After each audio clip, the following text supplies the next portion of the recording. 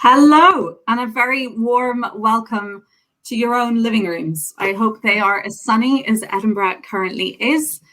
We were clearly just waiting for Lauren to put their toddler down, and that's why we were a little delayed. We are so excited, everyone on the team at Lighthouse, and Jim, who can't be here this evening, who's our in-house philosophy nerd, are excited to have a really nerdy conversation around parenting and parenthood. And to take us on that journey is Amelia Horgan, who is a writer and researcher from London. She's currently writing a PhD at the University of Essex. She has written for various publications, including Tribune, The Guardian, Vice, and is involved in various campaigning initiatives, including London Young Labour.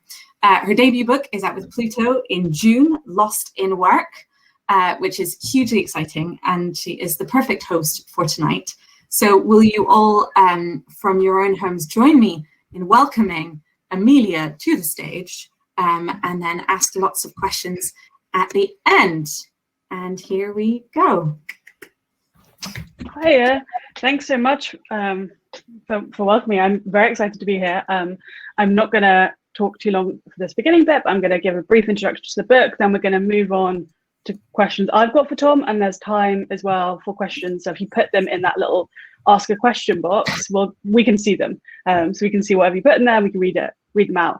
And if you haven't already bought the book, there's a little a button here, if you can see it.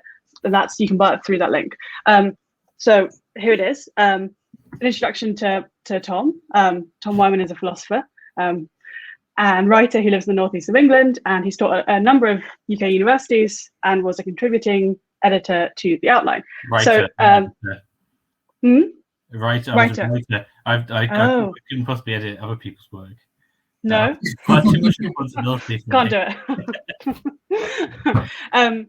So this book, which I've read, is absolutely wonderful. It's once a philosophical defense of having children, a reflection on fatherhood, a philosophical treatise on the concept and practice of hope, a critical introduction to philosophy, and an attempt to make a philosophy fit not only for Adorno's standpoint of redemption, but equally fit for the situation of ecological collapse in which we find ourselves.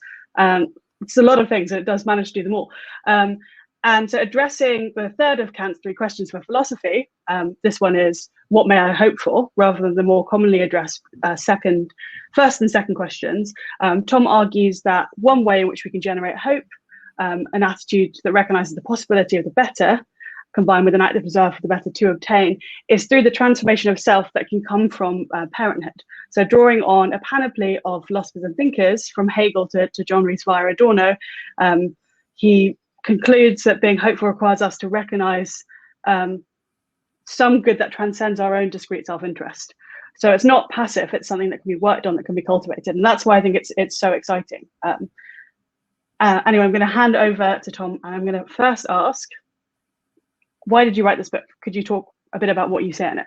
So I wrote this book because I wanted to spend half an hour of my life desperately worried that I wouldn't be able to log on to Clubs, Zoom, or whatever it is. Sorry, unfortunately, the administrative problems setting this up have left me bereft and hopeless. Falsified all of the arguments of my book. So I'm going to be talking to you as a shell of a man who's had to figure out how to use Chrome. Which is one thing we didn't want to happen. No, so why did I write a book? So I wrote a book because I was having a child. He's a who I've had now. He's a very good child. I didn't know who he'd be at the time, but he's great. And I was worried that people, there's this growing kind of, I suppose, educated common sense that it's kind of bad to have children because our children we can't guarantee our children a kind of good enough life, because I think this is something that sort of millennials feel intensely, because if you are someone around my age who grew up with at least sort of like more affluent than average parents, I'm going to say, your life has almost certainly been sort of less sort of good than theirs. right? Like you have achieved less by the age you are now than they did at their age. You are less likely to own property and all that sort of stuff, right? And you're less likely to have succeeded by the kind of standards that our society has for success, right? I think we feel that, and then we feel that we couldn't possibly impart the same stuff onto our own children, because our lives haven't worked out how we wanted to, so we couldn't give an even worse life to our child. So we shouldn't have children, and I sort of I found myself in a situation where I was definitely having a child, or not necessarily definitely having a child, but I was very likely to have a child. And so I sort of wondered, well, how can you possibly justify this in a way? And, some people have said this to me, this sounds like everything you're writing, it sounds like a post-hoc rationalization of something you've already done. Yeah, maybe. But like most philosophy is a post-hoc rationalization of what we've already done. Read Hegel, all just post-hoc rationalization of what we've already done.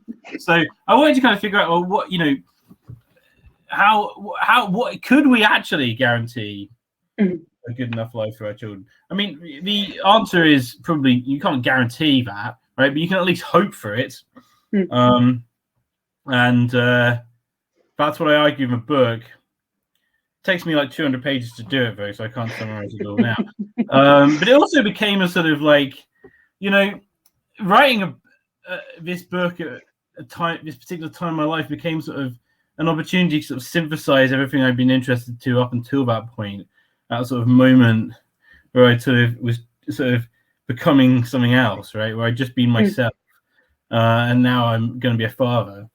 So I was able to sort of reflecting on this problem became an opportunity to reflect on Adorno and Kafka and Jean Rhys and Anscombe and all these sort of people who I sort of had various nebulous thoughts floating around my head for ages. So it became an opportunity to kind of think my way into to write something. But I mean, this is the change in life comes, and like you reach for like the Adorno shelf, and you're like, aha, here we go. Here's the guide. The Adorno shelf in my room. I would know everyone here, but I'm worried that the connection will break.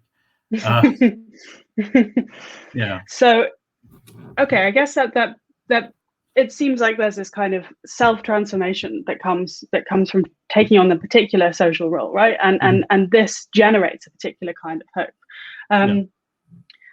I guess what is it about children that generates that particular hope?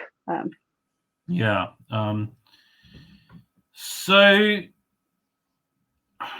in a way, it's not really something about children. It's just something about like the future, right?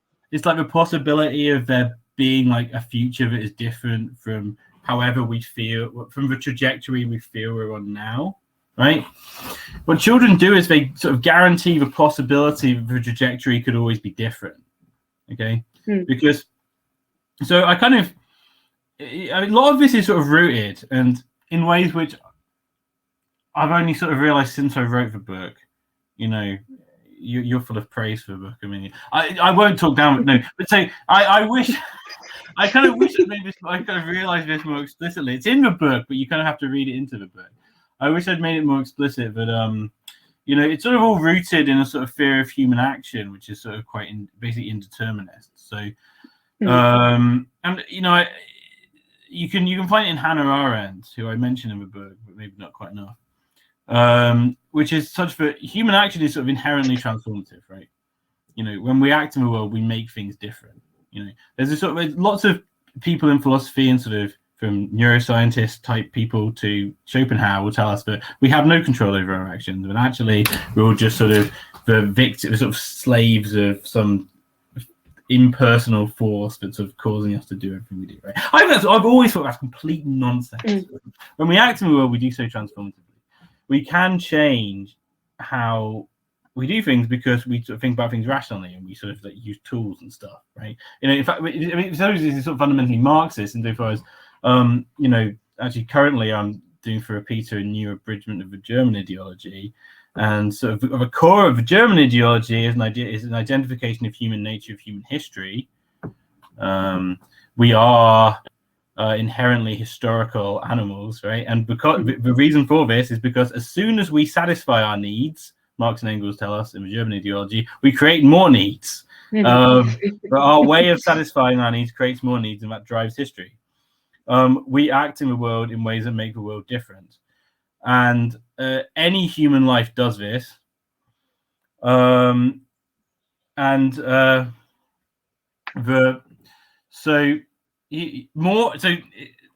suppose like I've just written this thing for New York Times about like how it's natality is sort of justified, and lots of people interpret it as this is like me saying having babies is sort of morally good. You're morally good. The more babies you have, the more good you are. That's not what I'm saying.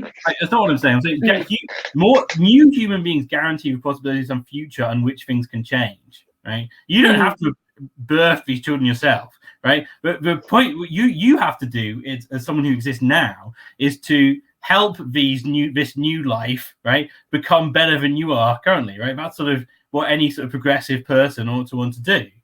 And you can do that in all sorts of ways. You can do that by being their literal parent, so you're sort of in that sort of that playing that role in society. You can do this by sort of raising them in other ways. It just sort of depends on your sort of personal preference and how you are oriented towards this life through contingency and all sorts of things. So children are important because they bring some guarantee that the future exists, and that's important because human life is such that our actions are not determined by some impersonal force. We act in the world to change things. I think a lot of sort of climate doomerism is based on I suppose it's based on sort of two assumptions, one of them reasonable, one of them unreasonable. One of the reasonable assumption is that typically we've acted in the world to make things worse. The unreasonable assumption is that we can only act as we currently are acting. And so I want to say, well, we are currently acting to make things worse. We can technically, theoretically, act to make things better. And that's sort of good enough in terms of like justifying the existence of new life, I think. Yeah, because this is the argument you make about the kind of justification of having children now, which is the harder one to make, right? Because there are some people who say you should never have children. Suffering is so bad in all time that it is never okay. And I think that one is in some ways simpler to argue against, right? Although there are some people who are very strongly committed. Yeah, because I mean, Benazir does a sort of good job of scaffolding that argument, but it is obviously like the kind of argument that sort of most people would sort of go, well, that sounds sort of weird, right? It's sort of one of those analytic philosophy arguments where you have to like, well, given this. Yeah, sure. But the argument for like it's not okay to have kids right now is, I think, a lot more pressing and a lot more plausible. And I hope at least I've done some, I suppose I'm like the natalism guy now. I don't know. You've gone. That's your thing. Am I still? The video is just like you. You can still hear me, but my video is not working. Okay, that is annoying. Not very bad.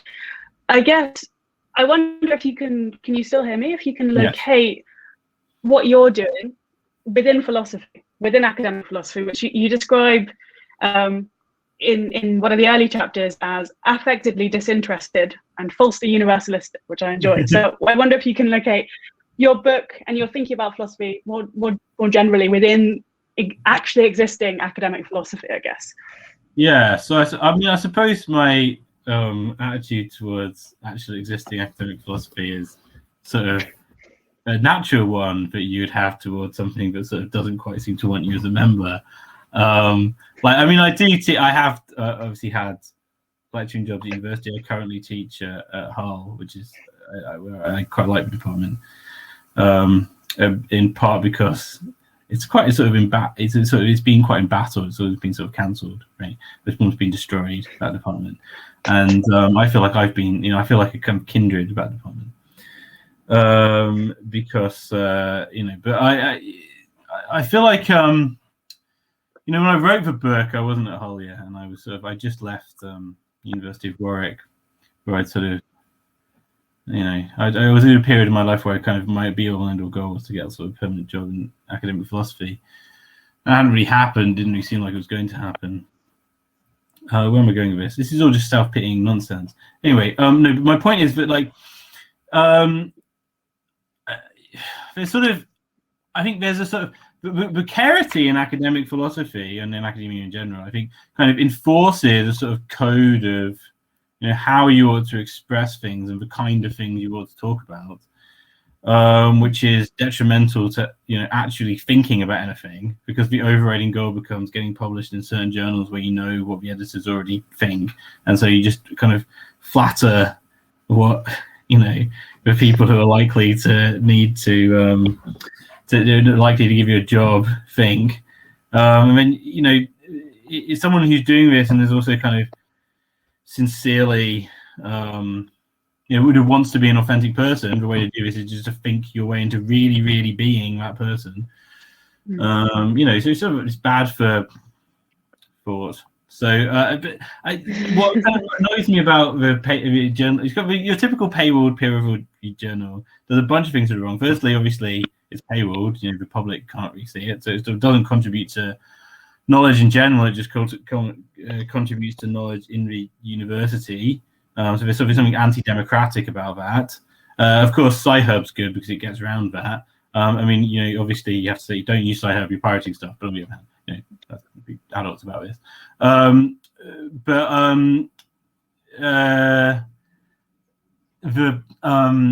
then, you know, it kind of has this sort of pseudo objectivity where, you know, academia in general and philosophy in particular is sort of very bad at incorporating perspectives which are, you know, the kind of perspectives for academic philosophy. We all know the kind of perspectives which is likely to be foregrounded here. But it kind of, you know, incorporates those perspectives in a way where those people voicing their views do so in a way which would apply to anyone in any situation, right?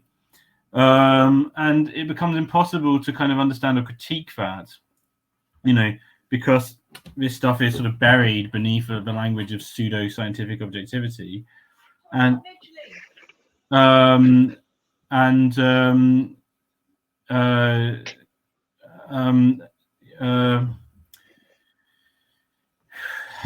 know, so sorry, my partner just shouted something at me through the door and I've lost my train of thought.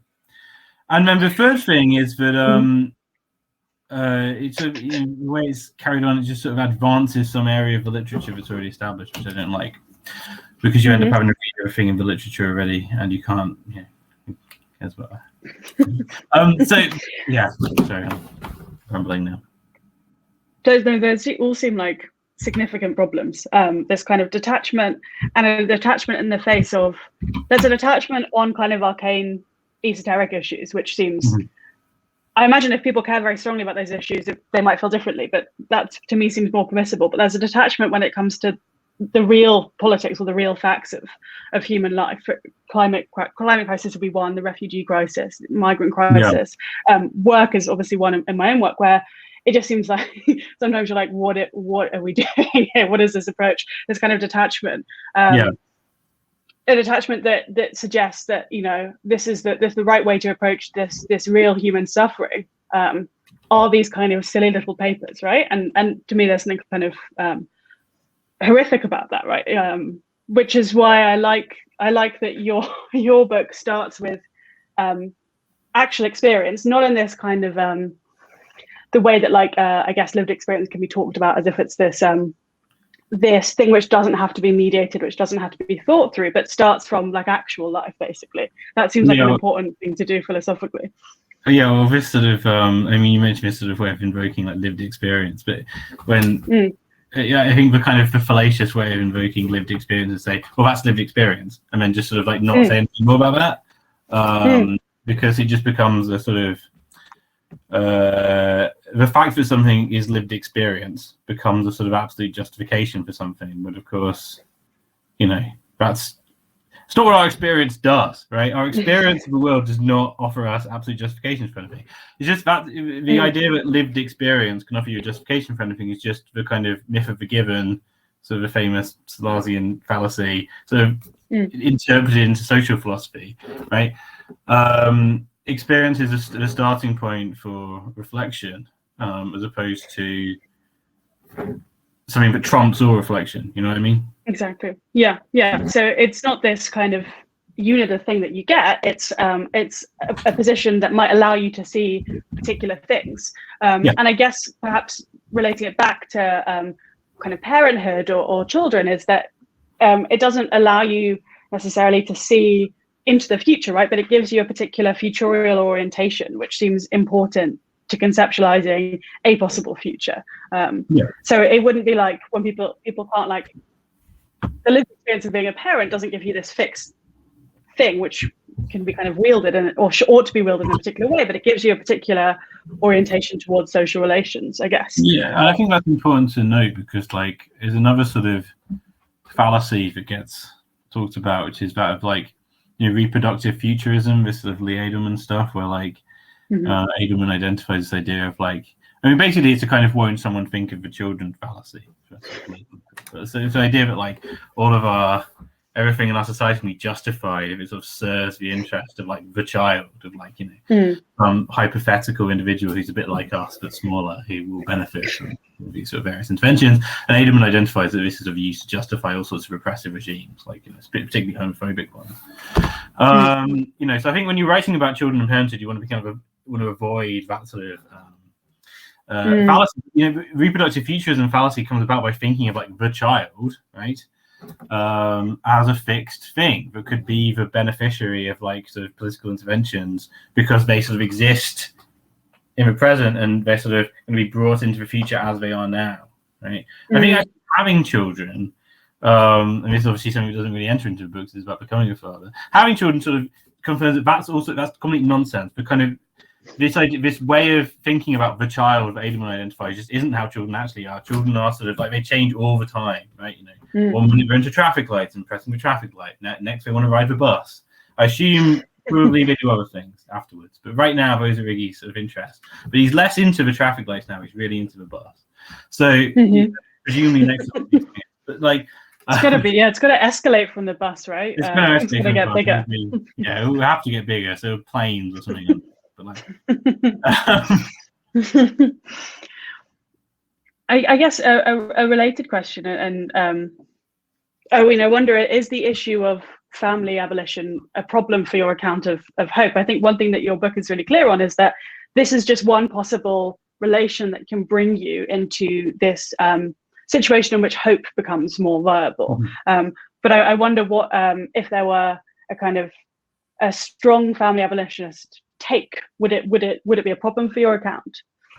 I mean, I sort of can't speak to what family abolitionists would actually say about my book, but like I can kind of imagine. So I think like you know, I mean, I went to see Sophie Lewis give a talk, actually. Well, me and Edie went to see Sophie Lewis give a talk when Edie was very heavily pregnant.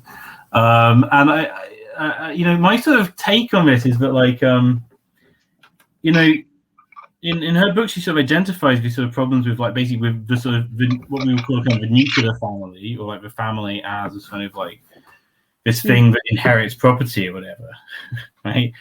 You know, so again, this sort of negative point they made. This sort of thing ought to be abolished, sure, right? You know, because, and in fact, you know, children themselves are a very good argument for abolishing the kind of strict nuclear family. It's been basically impossible to parent, I think, lots of people during the pandemic, because you've been stuck in these sort of little insular units, which are not sort of, they're not good relationships with children. You know, you might even say they're not kind of natural relations for children to be in, right? Your child will get quickly frustrated and bored and aggressive, just kept up in this little space where they have nowhere to go. And it's not good for you as a parent either, right? You know, you become sort of completely exhausted. You know, no two human beings, regardless of how heterosexual they are, can possibly look after a child by themselves. It's not possible, right? So I think, you know, the kind of family abolitionist line is like, you know, this sort of is what's sort of strong about it and resonates with me about it is the nuclear family is a nonsense. And in fact, that is exactly what Marx and Engels say in the Communist Manifesto. You know, the communists, they sort of talk about the threat of the communists want to abolish the family. They say, well, the family doesn't actually exist. This thing you call a family is not a real thing. So of course we can't. If it has really, if it possibly, so it's we wouldn't want to bring about a condition in which you can sustain the fantasy of it. But we definitely want to abolish it because it's already been abolished anyway. But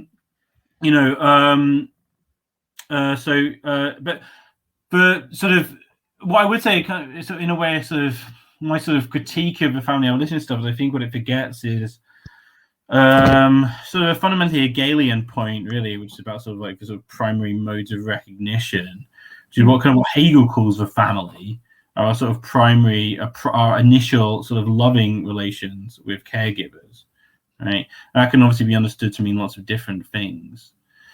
But we need those relationships in order to grow up into sort of strong, autonomous individuals who are able to love and care for others ourselves, right? And that sort of stuff, it does end. I mean, I think like kind of in Sophie Lewis and other sort of family abolitionist writers, that sort of enters in because her point is the nuclear family doesn't provide properly for those sorts of relations. In particular for anyone sort of like disabled or queer or whatever, right? And society doesn't allow for the formation of those relationships in sort of like racial minorities and that sort of stuff, right? And so that's a sort of, so again, that's a sort of Marxist point. This stuff, the nuclear family doesn't exist. And its phantasm is stopping real, loving, familiar relationships from existing. And like Sophie Lewis says, like, well, sort of their substitute for those sort of familiar relationships is like sort of like sort of queer chosen families and stuff. And like that's the sort of thing we need more of. I wouldn't call this a family abolitionist line. I would call it sort of like we need to actually I suppose on sort of Hegelian feminist, basically. Yeah, I mean, it's saving the family from itself in a way, right? It seems like I guess the sense of it being abolition is to me it always seems confusing. What it is clearly asking for is a transformation of the background conditions. I think it should be let's transform the family as opposed to let us abolish a family. I mean, the line "let us abolish and short a family" works in the context of Lewis's book and so forth. Like it's sort of an interesting provocation. It gets people talking about the sort of salient issues, right? That's what thinkers ought to be doing. Like, so I don't getting people talking that language way, but like, I would say family transformativist would probably be better. I guess I'm trying to think where's best next to go. I had this one question. I'm not sure if it's particularly provocative, but I wonder what you think. Does everyone need hope? Do we need a situation in which everyone is hopeful, or is it enough for some people to be hopeful? Yeah, this is a sort of Amelia shared a list of questions. Just so the audience knows. And of course, this meant in practice, this didn't mean a lot because then I didn't have time to think about anything because I was eating spaghetti and meatballs and trying to log on to whatever this is. Yeah. So, does everyone need hope? I was thinking about this. So, I think you need hope to be happy, and I think you need hope to have meaning in your own life. Right? I suppose it doesn't really matter for sort of society of the human species if some people aren't hopeful, but it's good if everyone is hopeful. I guess my sort of take on this, does everyone need hope line? I think so. Anscombe has this idea, sort of talks about these sort of, there's certain things which are Aristotelian necessities. Right? They're things which are not in and of themselves good, but they're kind of like sort of transcendental conditions on the good, on being able to achieve good, given how we are, the kind of creatures that we are, right? So one example would be like promise keeping, right?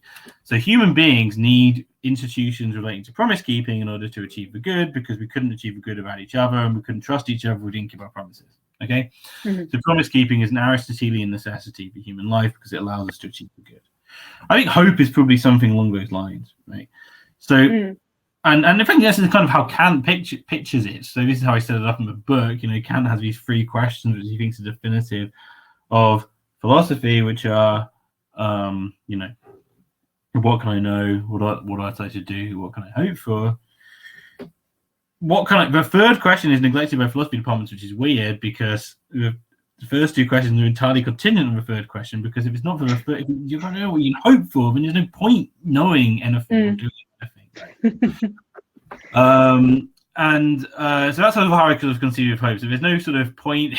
Hope is necessary to achieve the good, because unless you can hope for stuff, there's no point to doing anything. Right?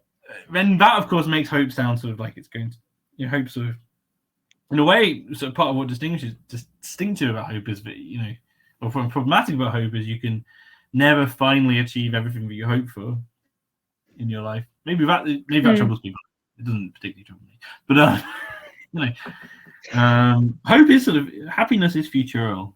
We do need some. I think that's, and I don't think that's actually that troubling, because you need, even if you were like sort of an otherwise entirely contented person at the end of their life in a world in which there is no future for anyone like you, I'm not sure you would count as happy. Yeah. I think you would be troubled. In fact, there was nothing after you. If there was nothing to come next, yeah. So hope kind of becomes, hope is this background condition to other human action and to the good. Yeah. I mean, I wonder to living and to acting, right? I wonder if the kind of way people talk about hope in general is like, I guess the paradigmatic like example people give is like, I hope it doesn't rain tomorrow. But it seems like the kind of hope you have in mind is different, in that the thing of I hope it doesn't rain tomorrow doesn't really inspire action in someone. Yeah, right? In the same way.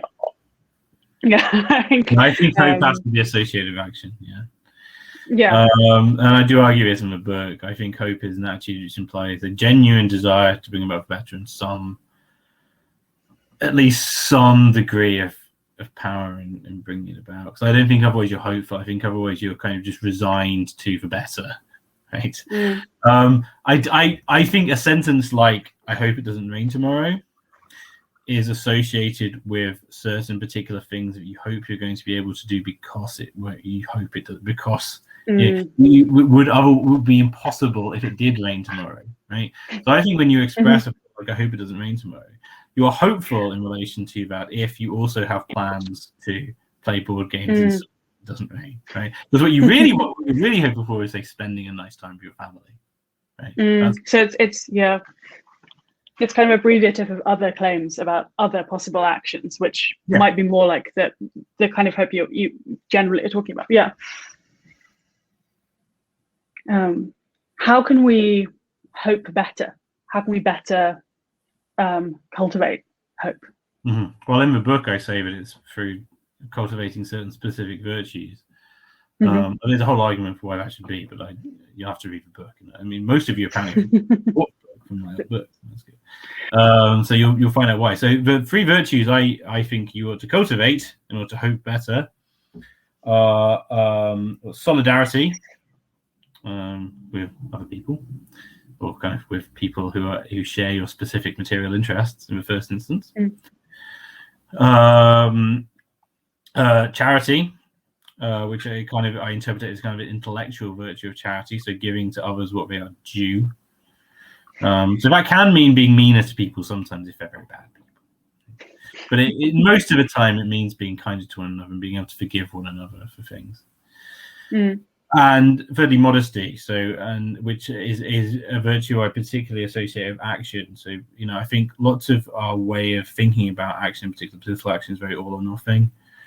So one particular kind of source of despair at the moment would be, well, of course, if you are someone on the left who's very, very invested in certain political leaders, maybe some sort of degree of executive power. And it hasn't come to pass, and it's unlikely to come to pass in the next decade. So, what you're left to do, right? You can either have this sort of attitude of idle waiting for your Messiah to come, or your Messiah is either in their 70s or 80s and will be dead by the time it becomes possible to, or infirm in some other way, and by the time it becomes possible for them to achieve executive power, or you can kind of try to incrementally improve things in the present, which you ought to be doing, because otherwise we really are fucked. Right. So something as modest as like having a stretch of finding where you can kind of like plant more trees or something would be kind of good in terms of like, how can we hope better?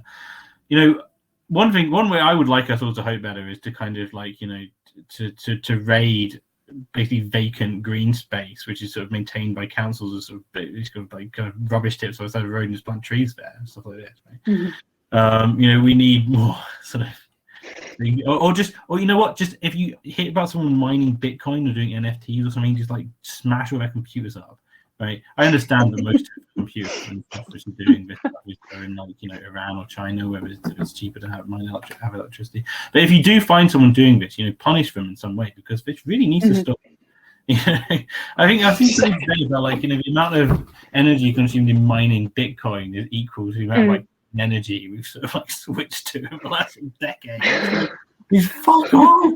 Stop trying to like have your own currency so you can launder money. It's not even a currency. It's just stupid. It's a way of wasting electricity and turning it into something you can use to launder money, basically. So don't do it.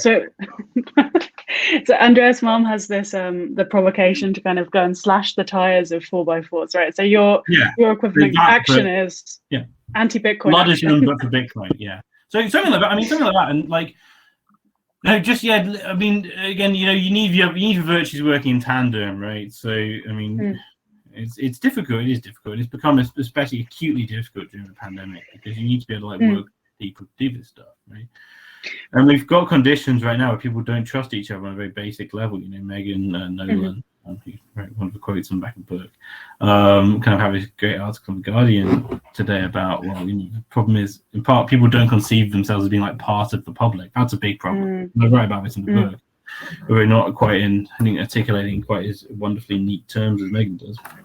And then also, like, you know, we've sort of reached this condition where we think of other people's bodies as basically being kind of likely to kill us if they come into contact with us. That's sort of horrible, right? And it completely precludes any possibility of progressive political action, given the way that economic conditions are now, right?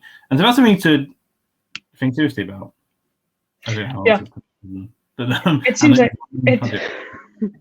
like an important barrier to solidarity. I'm gonna have a look at some of the questions people have asked.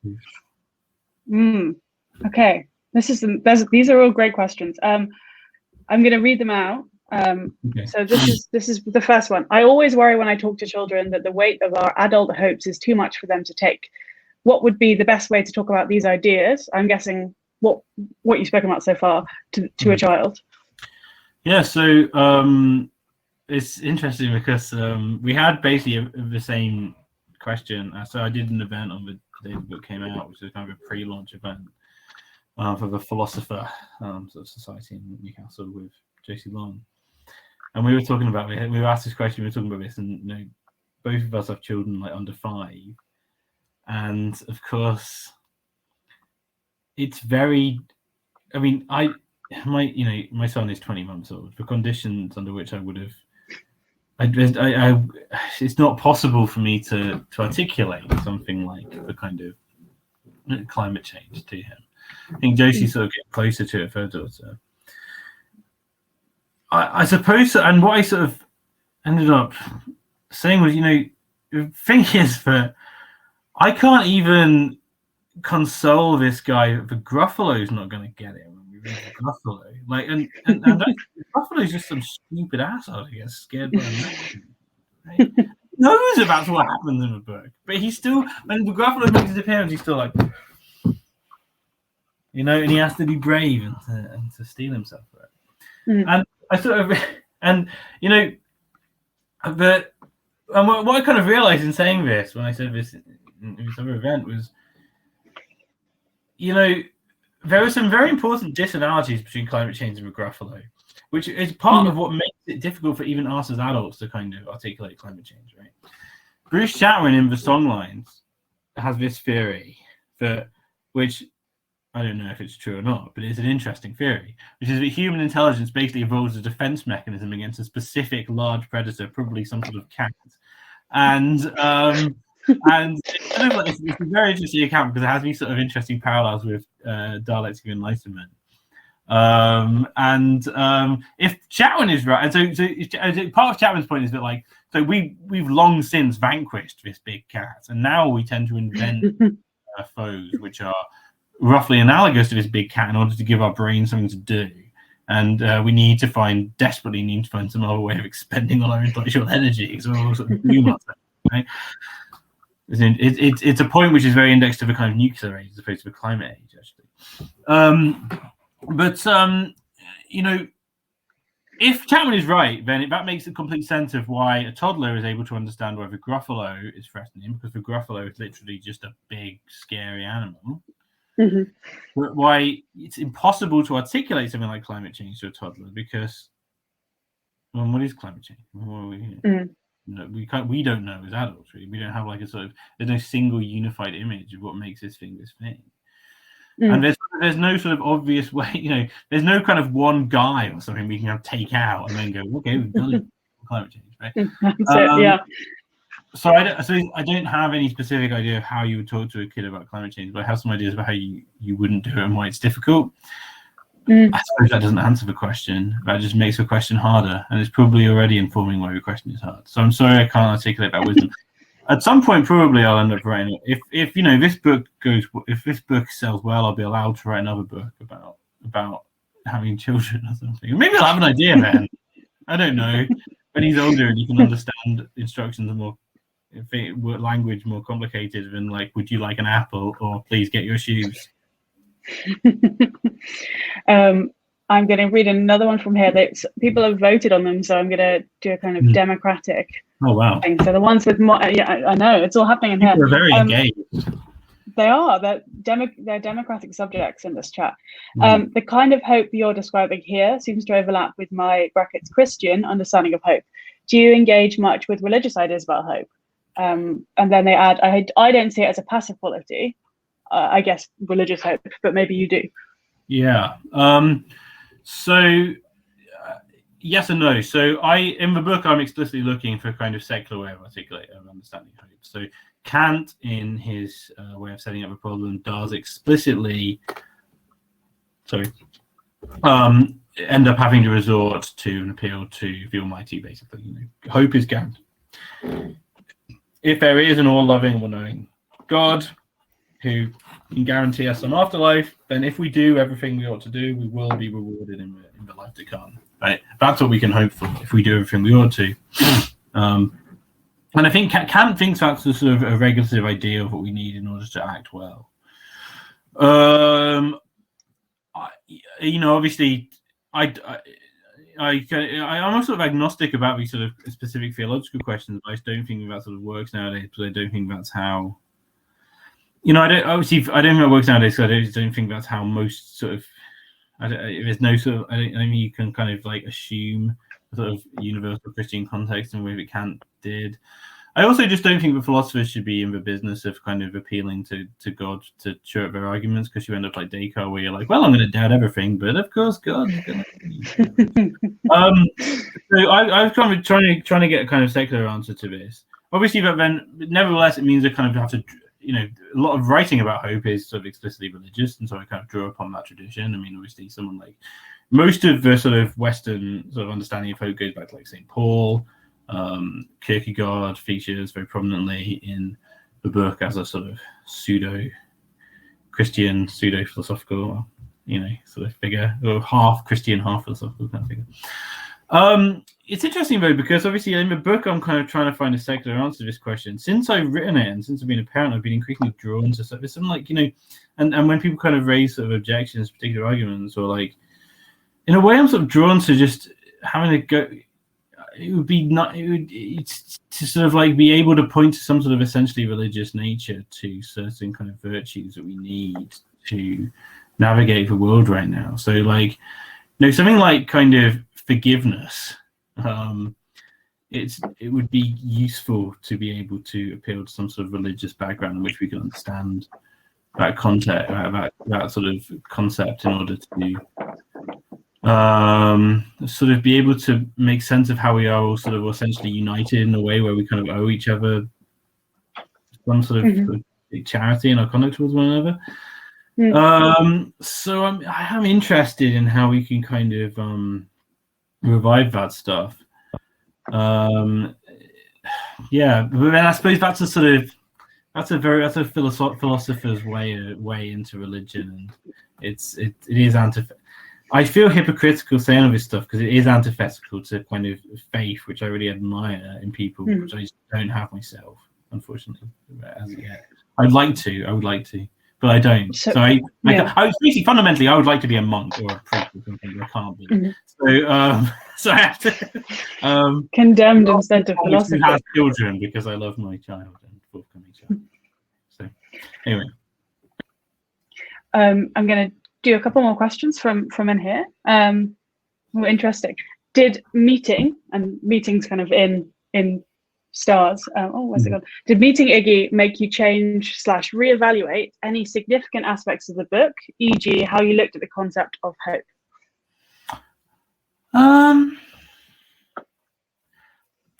You know, the big secret here is that at least half the book was written after I met Iggy, so it's structured. So a lot of it, so most of it, all of chapters 1 and 2 are written before I met Iggy. All of chapters 3 and 4 were planned before I met Iggy, but were not yet written before I met Iggy. And so lots of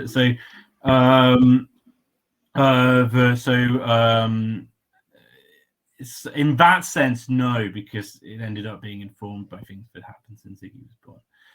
But I wanted to maintain the basic thrust, the narrative thrust of the book, which is, I know, it's sort of dishonest. And I don't like to. But anyway, but in terms of like, however, when it was finished, he was like about sort of 5 months old, right? And he has changed significantly since then. So maybe I can answer that question. Has it made me change? So yes, insofar. So one thing that I have been struck by looking at, so coming from the academic humanities, you are, the approach to human nature that you have is very much one like, we don't have an essential nature in a way. Everything is structured by power. And so we can kind of, we could potentially be totally different if we were raised differently, basically, right? My experience of, maybe this is just blinkered and the product of sort of various cognitive biases and overtiredness. My experience of raising a child is not really like that. So Iggy is like me and his mother in ways which he could not possibly have been exposed to just by observing us, right? He has sort of like, he does have a basic sort of substratum of his own nature and his own character, but is going to inform how he is, right? And I can't do anything about that, right? Anyone who was raising him would sort of, not that I want to do anything about that to change it, but like, if someone did want to change it, they couldn't do, right? I think, it's something as basic as like the ways in which he pays attention to things, right? So lots of babies who I know, lots of babies once you have a baby. Lots of babies I know are kind of like, their basic orientations towards like, looking at people's faces and like, going like, being sort of engaged with sort of people and stuff like that. Iggy's less like that. He mostly cares about objects and what people are kind of doing with them. So he's looking at your hands, what you're doing with tools and stuff, right? And that sort of basic ways of paying attention to the world are going to shape how you are, right? It shapes what he's interested in. Iggy is interested in the patterns around him. So this is why he likes buses and traffic lights and stuff. He likes to know if you do something, he goes into something, right? Other kids are more interested in like dressing up or kind of what clothes they're going to be wearing today. He doesn't really care about that. Or like, so me and Edie are having another baby at the moment. So we're trying to talk to Iggy about what you think to have a little brother or sister. And he doesn't care.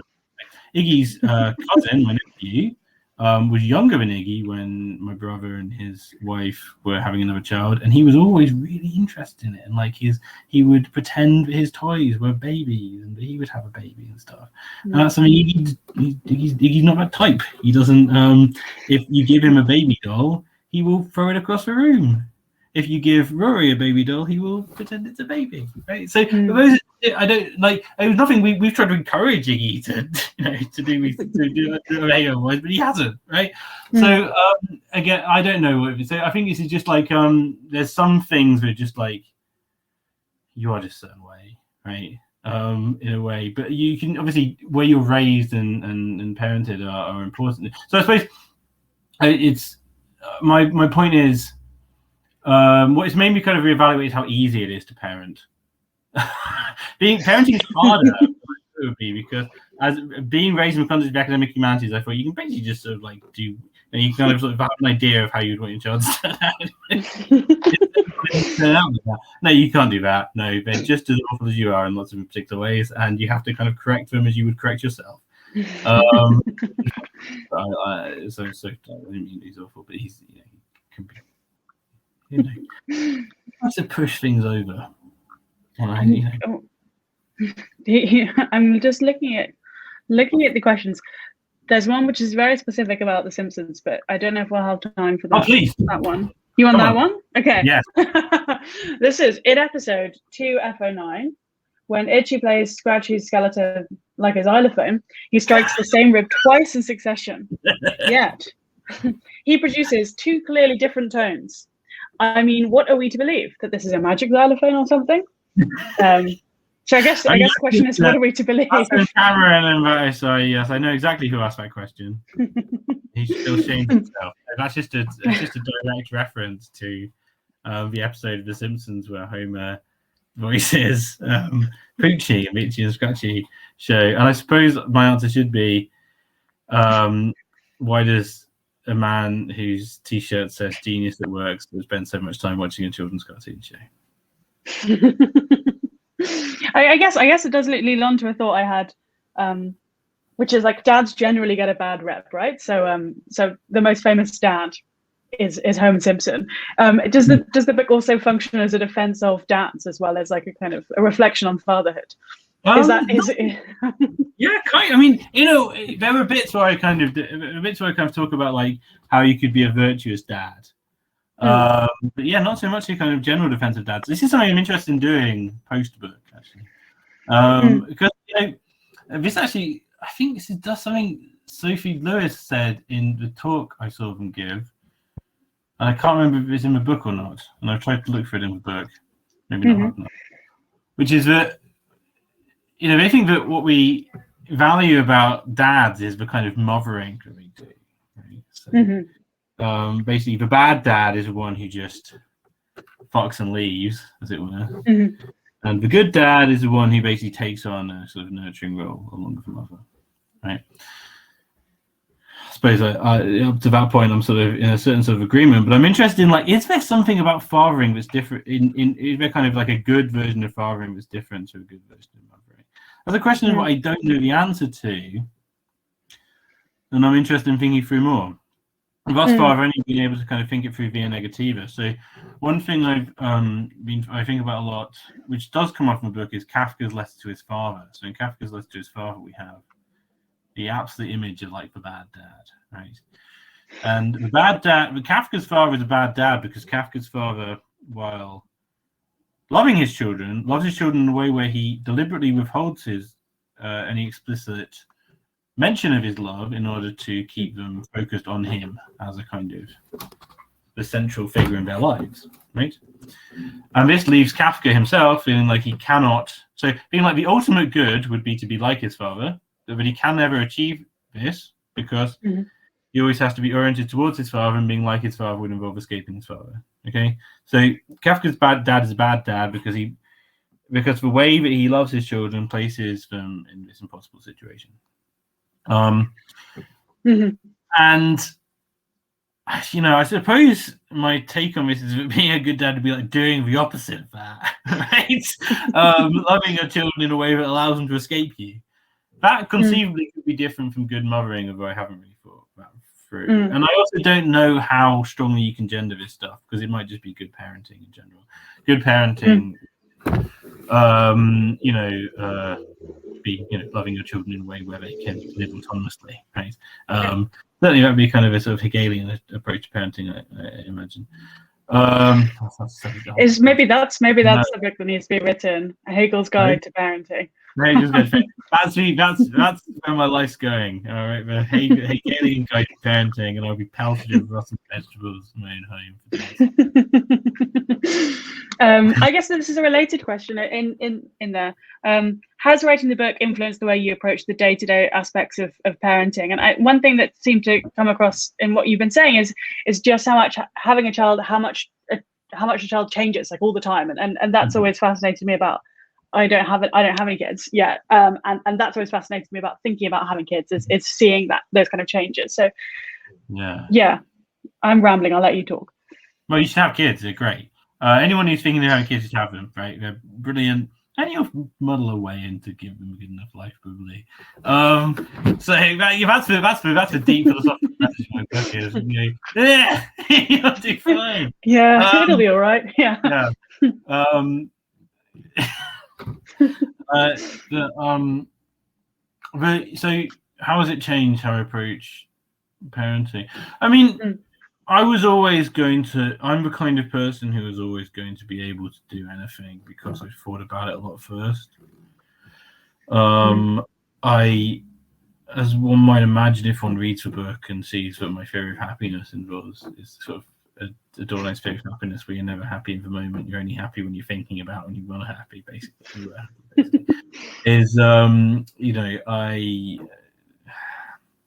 I don't derive meaning from things in the moment. I derive from how I've thought critically about them.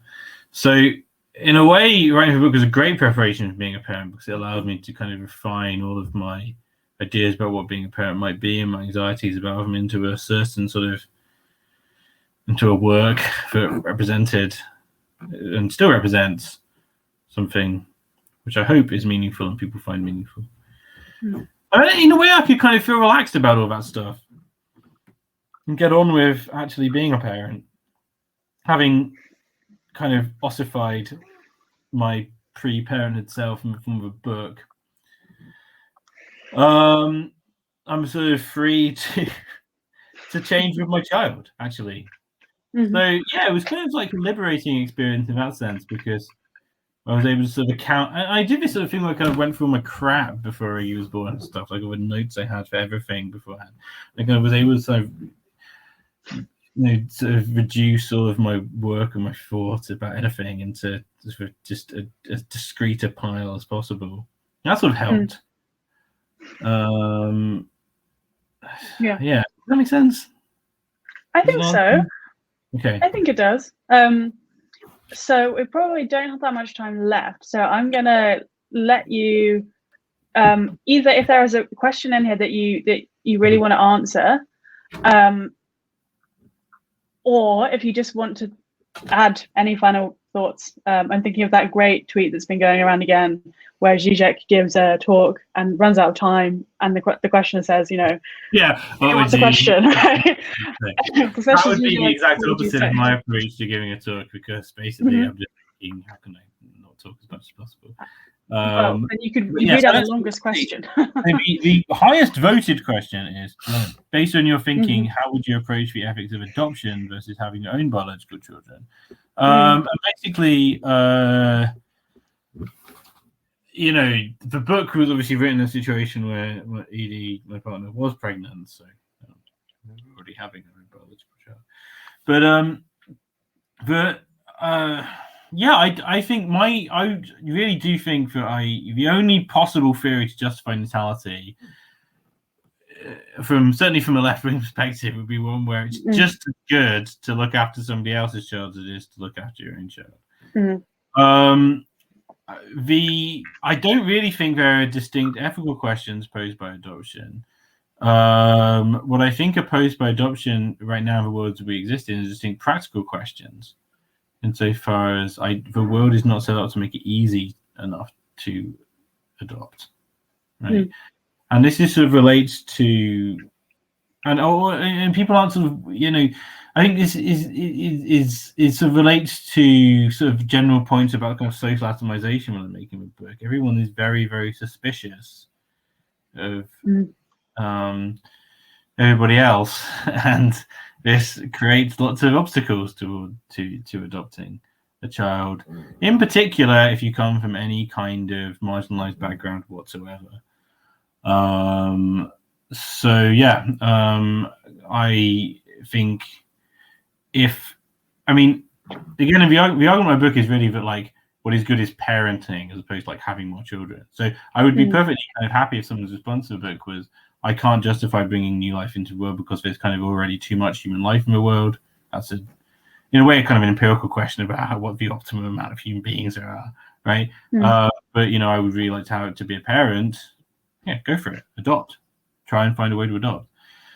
But if you are, it is fundamentally, if you are in a sort of a fertile heterosexual coupling, it is a lot easier to have your own child.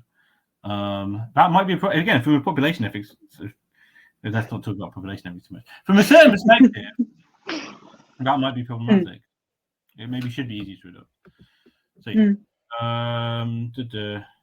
if you want, I've got a couple of rounding offy questions, unless there's a really burning one in there. These are all great questions. Yes, I don't want to kind of if anyone really wants me to answer their question, then they can feel free to email me. If your question hasn't been answered. I guess one thing I want to ask to kind of round it off in a way is, what are you hopeful about at the moment, and what are the kind of most pressing contemporary barriers to hope? So 2 questions. What are you hopeful about, and what is stopping you hoping? So you've heard about this guy Keir Starmer? Probably not, but I mean, what am I hopeful about? Well, most of my hopes are this. I'd obviously invested in sort of my child and forthcoming child. So they're very. Obviously that's because I love them, but also it's as a result of the deep narrowing of the world in the last year. Right? One has had to turn inwards, because what else does anyone have? I think the greatest barriers to hope are the name of the greatest barrier to hope is social atomization, I suppose. Our inability to act together, not just because we don't trust one another, but because we are kept apart materially.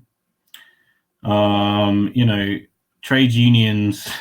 Well, the trades union movement worked very well because everyone was together on the factory floor. The bosses at some point got wise to this. Now we're going to work together.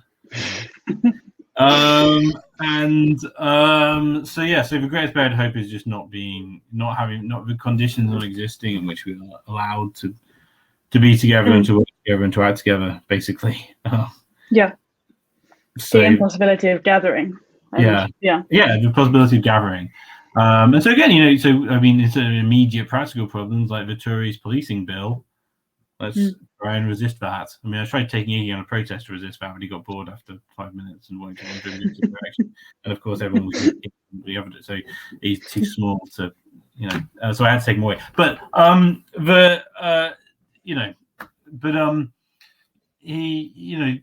that's very important to resist. Kind of things that restrict our right to free assembly. And it's been very easy over the course of the past year to be sort of blasé about losing those rights. Now's the time to make sure they're not lost permanently. Yeah, that is a great point, and that is a great point for us to end on, I think. And thank you so much, and thank you for writing the book. And if people haven't bought the book yet, it is suitable for parents and non-parents, i.e. everyone. There's a link there to buy the book, and thank you so much, Tom. That was funny and clever as always. And here is the book, so people can be reminded of it. Brilliant. Thank you so much.